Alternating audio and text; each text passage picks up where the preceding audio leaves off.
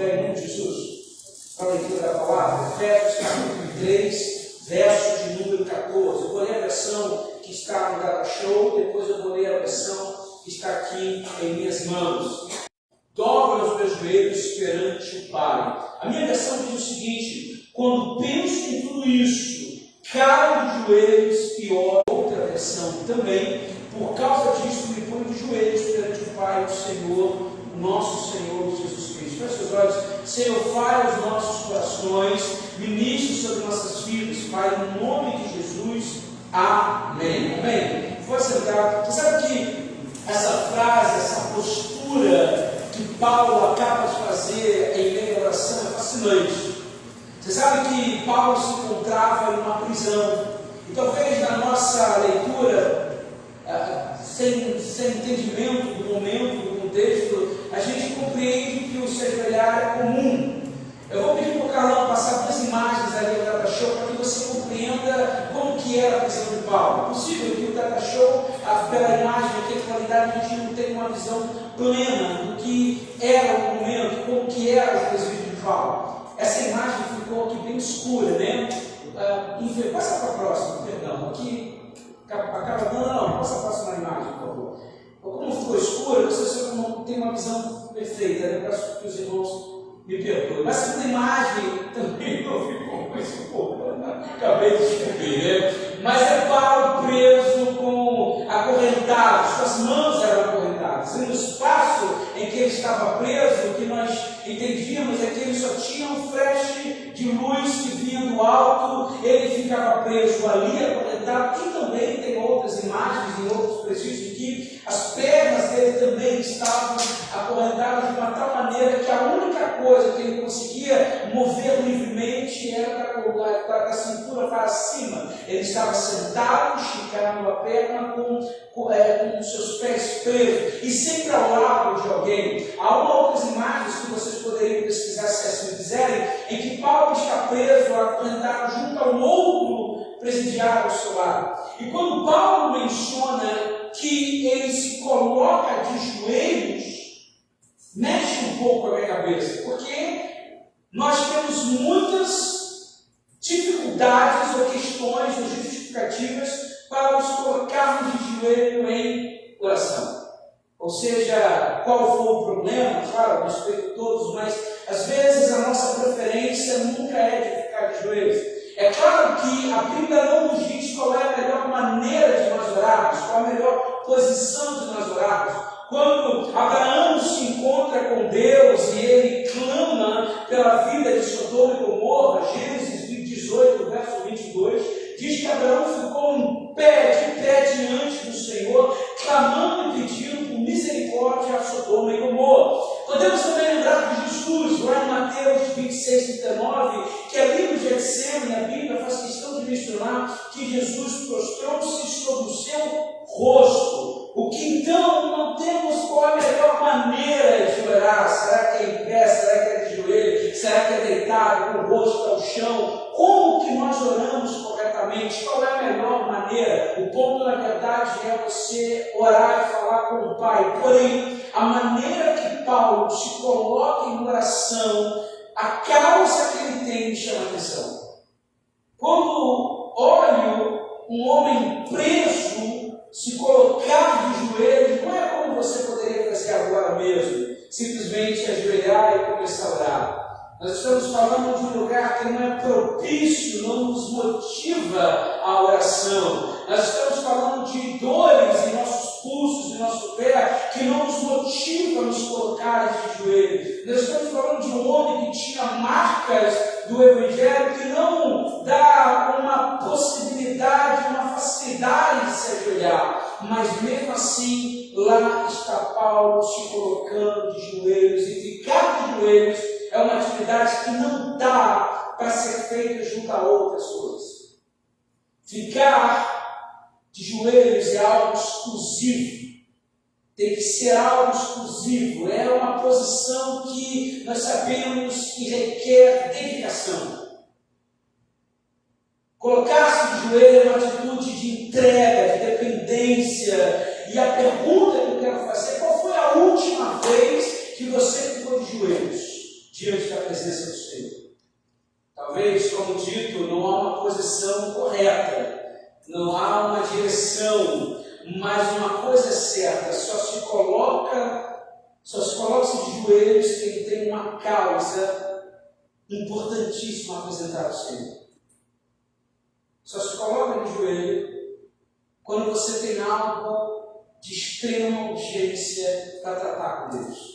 Como dito, colocar-se de joelhos é uma atitude de dependência, de humildade, de desespero. E eu acho que a palavra que foi usada na quinta-feira pela irmã Neuza, eu fiquei fascinado, é me ligar diante do Senhor. E aqui Paulo está dizendo em Efésios 3, 14, eu me coloco de joelhos. Por qual motivo ele faz? Por 4 coisas em relação à igreja de Efésios. A primeira coisa que ele faz, que o faz ficar de joelhos, é porque ele ora pedindo para que Deus dê força do Espírito Santo, poder do Espírito Santo aos crentes de Efésios. No capítulo 3, verso 16, ele diz: para que, segundo as riquezas da sua glória, vos conceda que sejais corporados com poder pelo seu Espírito no homem interior. Nós sabemos que o Espírito Santo, a presença do Espírito Santo, é sinal de quando nós confessamos o nosso pecado, quando nos batizamos, aceitamos Jesus como Senhor e Salvador, e nós temos a presença do Espírito Santo. Paulo vai dizer para nós que quem não tem o Espírito Santo, o Espírito de Cristo, não crê nele. Então, se você diz, pastor, olha, eu sou da igreja, mas eu não sinto o Espírito Santo, não bate. Romanos 8:9, quem não tem o Espírito de Cristo não pertence a ele. Só pertence a ele que tem o Espírito Santo de Deus. E o que Paulo está pedindo em sua oração é: Pai, eu lhe peço, fortaleça eles, não somente o fato de ter o Espírito, mas eu lhe peço que o poder do Espírito Santo esteja sobre eles. Quantos tem o Espírito Santo de Deus agora aí? Agora, quantos de vocês acessam esse poder? É o que Paulo está dizendo. Eu lhe peço que, em nome de Jesus, que cada crente acesse o poder, a capacitação, discernimento que o Espírito Santo dá. Não é só ter, é acessar. É acessar. Aleluia. E às vezes a gente não ora por isso. Qual é a última vez que você orou dizendo: Senhor, eu quero lhe pedir para que, em nome de Jesus, o Senhor enche o irmão Marco Aurélio de autoridade espiritual, de autoridade quando ele estiver orando, força do Espírito Santo. Quando você ora para o seu marido, para a sua esposa, para os seus filhos, dizendo: Senhor, em nome de Jesus, que ele acesse aquilo que é dele, que o Senhor deu sem medida, transbordante, coisas maravilhosas. Ele clama de joelhos, com chagas, machucadas, dizendo: Senhor, para que cada um acesse isso. Sabe que quando nós olhamos a caminhada de Jesus, ele só conseguiu realizar tudo o que ele fez pelo poder do Espírito Santo. Só pelo poder do Espírito Santo. Esse é o único recurso disponível para todos nós. Há uma promessa que fora feita em Joel, há uma promessa que se cumprira em Atos 1:8: recebereis poder ao descer sobre vós o Espírito Santo. Só é possível nós vivenciarmos o poder, acessar isso, se nós compreendermos isso. Então, para ele, eu sei que eles são nascidos de novo, são convertidos, mas eles ainda não acessam aquilo que Deus deu. E essa é a oração de Paulo para a igreja e para os crentes de Efésios. Se possível, nós temos que viver corretamente na expectativa de acessar aquilo que Deus deu a nós. Então, a primeira coisa, a primeira causa quando ele coloca diante de Deus é: Senhor, que eles acessem e que eles tenham esse poder que transcende a todo entendimento, que eles consigam acessar a cura, que eles acessem o discernimento, que eles tenham entendimento das coisas. A segunda coisa que ele vai pedir é profundidade. E aqui é curioso, verso 17, olha que coisa incrível de Efésios 3:17. Para que Cristo habite pela fé nos vossos corações, a fim de, estando arraigados e fundados em amor. Efésios capítulo 1, verso 1, Paulo se dirige a eles como santos. Efésios 1, verso de número 1. Paulo, apóstolo de Cristo Jesus, aí aqui está cortando a letra, pela vontade de Deus, aos santos e fiéis. Parece meio contraditório. Paulo está dizendo que ele está orando pela profundidade dos cristãos em Cristo Jesus, mas eles já são crentes. Então, como assim? Como que você está orando por isso? Que intimidade é ele? Se você já os chama de santos, eles já são íntimos de Deus. Mas Paulo está entrando num outro nível de intimidade. Veja, eu sou batizado e tenho o Espírito, mas eu não acesso o Espírito. Não é a mesma coisa. Eu sou crente, eu creio em Deus, eu falo com Deus, mas eu não tenho uma profunda intimidade com Deus. Não é a mesma coisa. Pastor, eu creio em Deus e tenho uma profunda intimidade. Qual a última vez que você abriu a Bíblia e se derramou na leitura? Qual a última vez que você, que diz que é cheio do Espírito Santo, foi orar por alguém, ali a pessoa sentiu a presença do Espírito Santo? Porque ser crente por ser crente, meu irmão, todo mundo é. Entender a palavra, por entender a palavra, até Satanás entende ela melhor do que eu e você. Então, quais são os sinais, como Jesus disse, esses são os sinais de que vocês são minha testemunha? Farão o quê? Expulsarão demônios, isso e aquilo. Então não adianta eu chegar aqui e dizer, olha, eu sou bom cristão, eu faço isso, eu faço aquilo, mas tem intimidade com Deus? Tem presença do Senhor? Busca a presença do Senhor? Paulo está falando de uma experiência mais profunda. O seu desejo é que Cristo não apenas habite no coração deles, mas que Cristo se sinta à vontade. Que ele se sinta à vontade. Se Jesus for na sua casa hoje, ele vai se sentir à vontade. Se ele agora, nesse momento, chegasse aqui, existem pessoas que a gente cumprimenta assim, né, Pai do Senhor? Tem pessoas que a gente abraça, a gente beija, elogia a roupa, brinca com o cabelo, brinca com aquilo. Tem gente que a gente tem intimidade para isso, sim ou não? Mas tem gente que a gente não tem a postura, né? Pai do Senhor. Será que Jesus chegando aqui agora, qual que a gente cumprimentaria Deus? Deus, eu gostei do seu cabelo, ficou bonito. Intimidade, intimidade. Nossa, mas essa está linda, toda colorida, nossa, está bela. Ou talvez ele chegaria para você e diria, Michele, paz. Não, eu quero intimidade. O que Paulo está dizendo é que eu oro para que vocês tenham intimidade com ele. Recentemente eu li um texto com os irmãos na segunda-feira, no livro de Amós, e mexeu muito comigo essa revelação de que Deus vai pedir, vai declarar algo que, nossa, para mim é uma das leituras mais fascinantes que eu fiz naquele dia. Amós capítulo de número 9, verso 11, Deus está dizendo para nós, naquele dia, restaurarei a tenda caída de Davi e consertarei seus muros quebrados. Das ruínas a reconstruirei e restaurarei sua antiga glória. Veja, Deus nos está dizendo para o povo, olha, eu quero trazer um momento de intimidade que eu tinha com Moisés na tenda, em que a nuvem de glória descia e tomava aquele lugar. Eu não quero restaurar esse tempo. Eu não quero restaurar o tempo, irmão Antônio, quando o sacerdote entrava ali no templo e revelava ali a palavra. Eu não quero voltar com esse tempo. O tempo que eu quero voltar e que eu quero restaurar é o tabernáculo de Davi. Por que Davi? Por que não Abraão, um cheio de fé em Deus? Por que não outros grandes homens de Deus? Por que Davi? Porque Davi adorava de um jeito que ninguém adorava Deus. Deus se sentia à vontade na adoração de Davi. Deus falava, é aqui que eu quero estar. Essa entrega desse homem me faz me sentir à vontade. Talvez quando a gente começou a adorar o culto, começou o culto, eu sei que na correria de cumprimentar um ou outro, tem um irmão conversando ali, tem outro conversando ali, e o pastor inicia, a gente tem, gente, para começar o culto e tal. Deus diz o seguinte, quando eu entrava na tenda de Davi, todos os detalhes eram oficiais. ele tinha prazer em adoração. Eu quero voltar ao tempo do homem que me adorava de uma maneira surreal.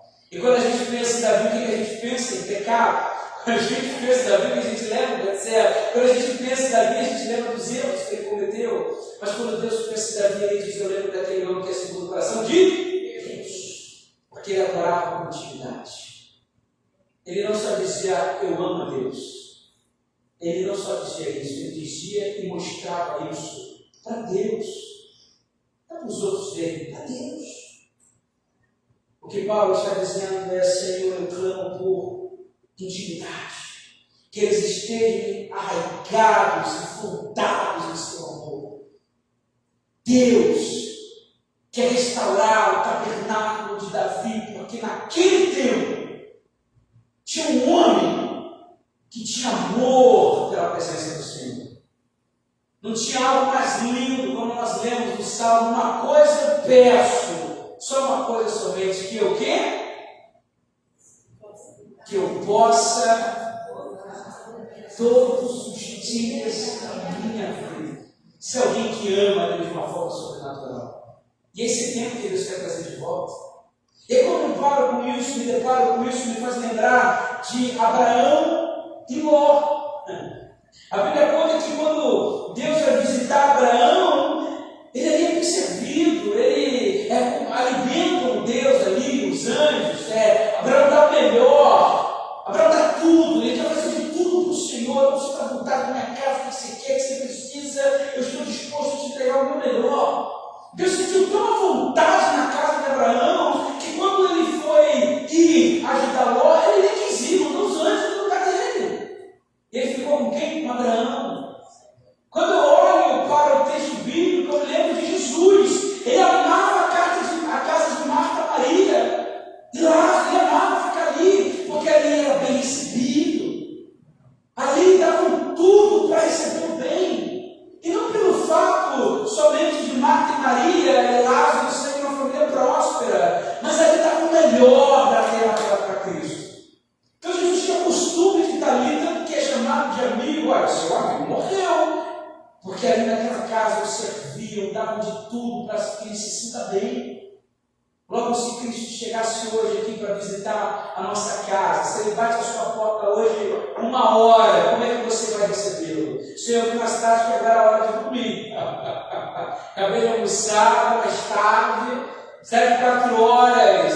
Não, Senhor, agora é hora de jogo, depois eu falo contigo, misericórdia, vem assistir jogo comigo. Como é que seria isso? É o que Paulo está colocando. Paulo está colocando essa causa de joelhos diante de Deus. Eu oro por profundidade, que eles sejam profundos na intimidade dele com o Senhor, que eles tenham experiências profundas. A terceira causa que Paulo coloca é a compreensão. Lá em Efésios 3, 18, olha que coisa linda. Para podermos perfeitamente compreender com todos os santos qual seja a largura, o comprimento, a altura e a profundidade. Amados, Deus quer colocar, não que Ele quer, já o fez. Talvez nós ainda não acessamos isso. Mas Deus nos coloca como homens e mulheres de Deus para orarmos por pessoas, para que elas compreendam a largura, o comprimento, a altura e a profundidade do amor de Deus na vida delas. A Bíblia vai dizer para nós em Filipenses 4,13: tudo posso naquele que me fortalece. Tudo posso naquele que me fortalece. Eu vi uma história de um homem que foi, por curiosidade, num showroom de barcos. Ama barcos. Amava ver artes, fotos disso. E quando ele soube que teve em sua cidade um showroom com vários barcos ali à venda, ele falou: vou lá ver.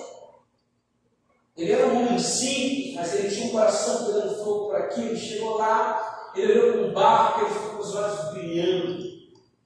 Ele chegou no barco e ficou com os olhos brilhando. E aí ele sabia que aquilo não era barato. Então ele chamou uma pessoa que estava ali, um representante, desse barro. O homem, todo carinhoso, falou: Senhor Jeová, os preços sempre estão nas placas. Dá uma olhada na placa. Na placa estava escrito a seguinte frase: se o Senhor precisa perguntar o preço, é porque são caros demais para o seu bolso.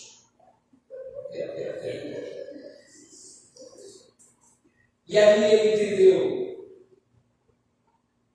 Às vezes, trago esse exemplo para trazer a nós uma coisa que a gente esquece. Você, irmã Fátima, falou uma verdade que a gente esquece. Pastor, acordei com uma dor na coluna. Você já orou para Deus em relação a isso? Porque nós estamos falando de um Deus rico em glória, em graça, em poder, em manifestação dos poderes de Deus. E a gente fica meio assim: será que eu consigo orar? Será que eu posso perguntar isso para Deus? É a mesma analogia. Eu sei Deus que eu tenho, eu nem preciso perguntar se dá ou não dá. Eu oro. É isso. Será que dá? Não, eu não conheço o Deus que eu conheço. E o que Paulo está dizendo assim: eu oro para que eles tenham uma compreensão de entenderem que o Deus dele é muito imenso. É um Deus que não dá para medir, é um poder que não se mede, é algo sobrenatural. E com base nisso, eles se sintam à vontade de orar por coisas extraordinárias. Qual a última vez que nós oramos por algo extraordinário? Por um milagre? Por uma cura de alguém emocional? Por alguma questão do casamento? Qual a última vez que nós fomos ousados e ajoelhamos e falamos: Senhor Deus, eu peço que em nome de Jesus cure o meu gato? Que isso, pastor? Cure o meu cachorro? Aí, pastor, será que realmente você não conhece o poder de Deus? Então? Você não conhece esse Deus? Porque quando você conhece quem Deus é, e te digo mais, você vai conhecer hoje, amanhã triplica esse conhecimento. Porque o amor que você sente de Deus hoje, amanhã vai ser 10 mil vezes maior. Essa graça que você recebeu, o pastor estava orando, pequeno, orei, pedi perdão, eu senti um abraço de Deus, meu Deus. Irmão, amanhã vai te abraçar 10 vezes mais. Esse é o Deus que eu conheço, que Paulo está dizendo: queridos, de joelhos ele clama: queridos, eu peço para que vocês compreendam, peço o poder do alto, acessem esse poder, tenham intimidade com Deus, para você compreender a largura, a altura, a profundidade do amor de Deus na vida de vocês. Qual a última vez, irmãos, que nós oramos por alguém e dissemos: Senhor, eu quero orar por esse fulano aqui, por essa irmã, Pai, em nome de Jesus, que ela compreenda a grandeza do teu amor. Senhor, eu vou orar por um parente meu que ele compreenda a grandeza do seu perdão, que ele compreenda a ousadia que o Espírito Santo dá. Compreensão. A quarta coisa, e a última que Paulo pede, é plenitude. Verso 19, eu vou de 18 a 19. Poderes perfeitamente compreender com todos os santos, ou seja, a largura e o comprimento, e a altura e a profundidade, e conhecer o amor de Cristo, que excede todo entendimento, para que sejais o quê? Cheios de toda a plenitude de Deus. Olha que coisa linda. Paulo está dizendo que os recursos de Deus estão disponíveis a nós. É teu, é meu, acesse isso, acesse o poder que o Espírito Santo traz a nós, acesse a intimidade que há na comunhão com Deus, acesse, se tem algo que eu aprendi, nossa, que eu posso fazer, quando eu descobri que eu posso fazer Deus sorrir, meu Deus do céu, isso é para mim um desafio diário. Senhor, hoje eu quero tirar um riso seu, hoje eu quero ser o motivo do Senhor sorrir. Sorrir! A Bíblia diz que sem fé é impossível agradar a Deus. Eu quero agradá-lo de toda maneira.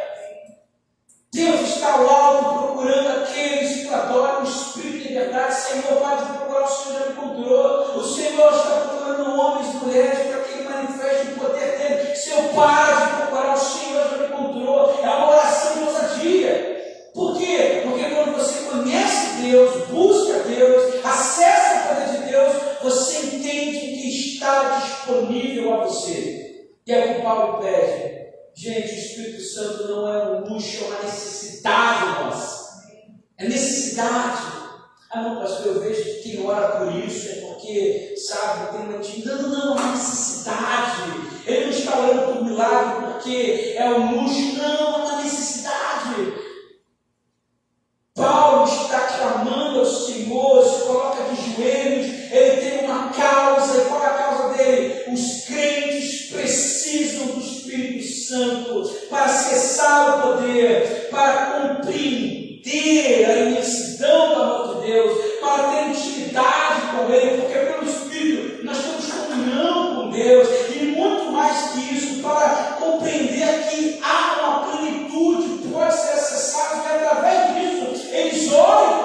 dia. Porque, irmãos e irmãos, não é fácil ser crente.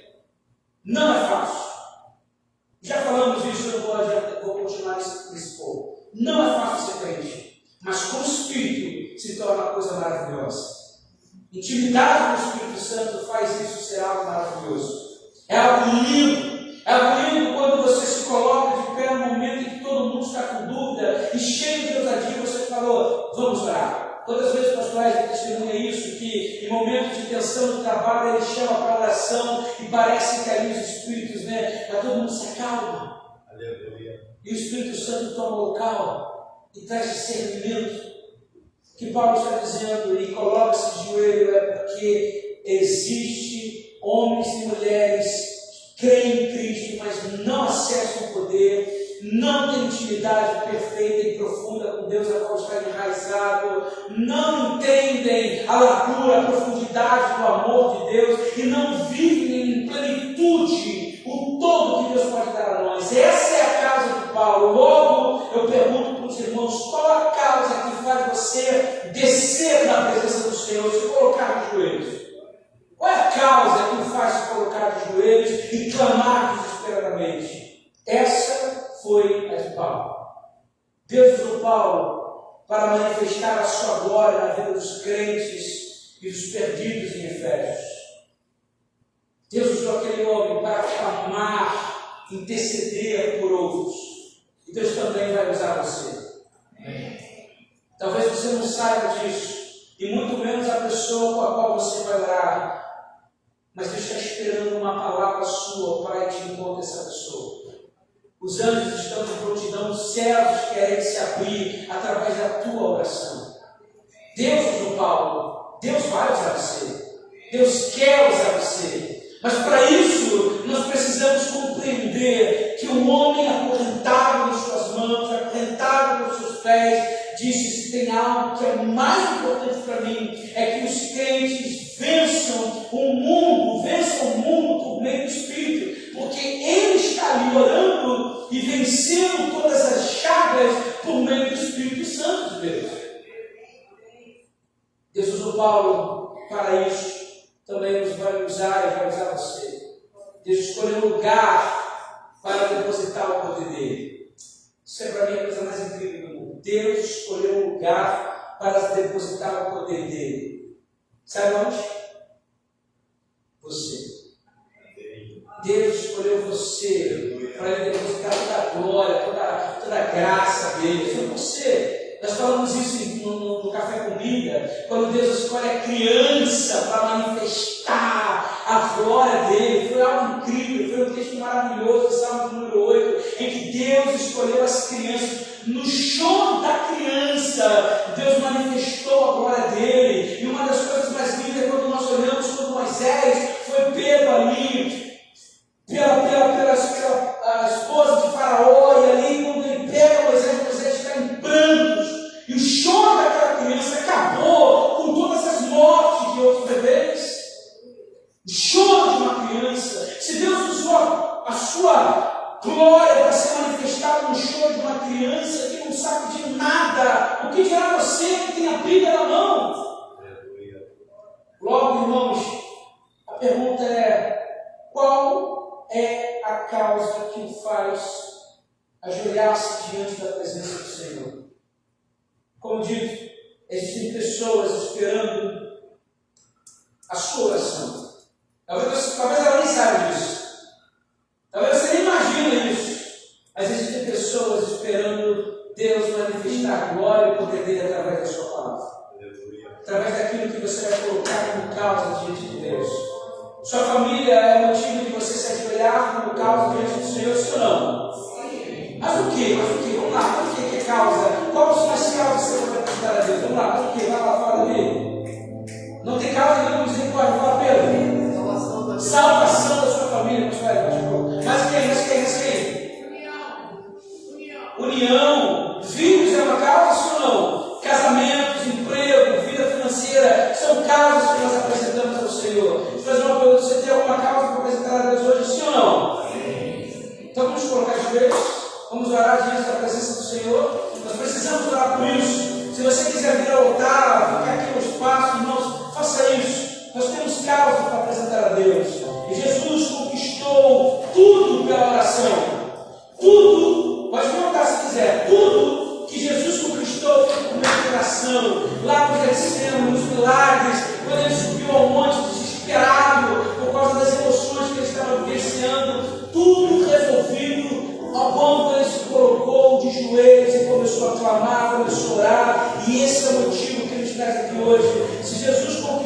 causas, por meio de oração, nos colocar de joelho. Essa é a nossa hora de nos colocarmos de joelhos e clamarmos pela presença de Deus. Em nome de Jesus, eu vou orar aqui, mas comece a trazer sua causa para Deus, em nome de Jesus. Senhor, nessa maravilhosa manhã, Pai, domingo de ceia, Deus, nós trazemos algumas causas, Senhor. Pai, nós queremos fazer um casamento diante do seu altar, Jesus. Pai, em nome de Jesus, renova o casamento. Pai, talvez está tudo lindo, mas nós queremos viver novos sonhos, Senhor. Há uma terra prometida para cada casal, uma terra prometida sonhos, Senhor. Como nós aprendemos na devocional, Pai, no primeiro dia, tem coisas que o Senhor separou para cada um de nós. Espírito Santo de Deus, talvez os filhos são os maiores motivos da nossa oração. Pai, nós apresentamos a causa dos nossos filhos a Ti, Jesus. Pai, em nome de Jesus, que eles tenham intimidade com o Senhor. Pai, nós não queremos somente ensinar-nos a estar na igreja, mas a estar na Tua presença, Deus. Pai, em nome de Jesus, nós trazemos aqui, Pai, em nome de Jesus, ao nosso casamento, os nossos filhos, a nossa vida com o Senhor. Pai, em nome de Jesus, nós queremos acessar o poder do Teu Espírito, assim como Paulo clamava pelos crentes de Efésios, Senhor. Nos colocamos de joelhos nessa manhã para declarar em nome de Jesus que nós cremos na manifestação do Teu poder, nós cremos nas causas que o Senhor vai mover, nós cremos que os anjos estão em prontidão, os céus vão se abrir por cada causa que nós estamos trazendo aqui nessa manhã, Deus. E existem pessoas, elas não sabem, mas sabemos aqui em fé, cheios do Espírito Santo, que a oração que fazemos a ela, o Senhor vai mover céus e terra ao favor, Senhor.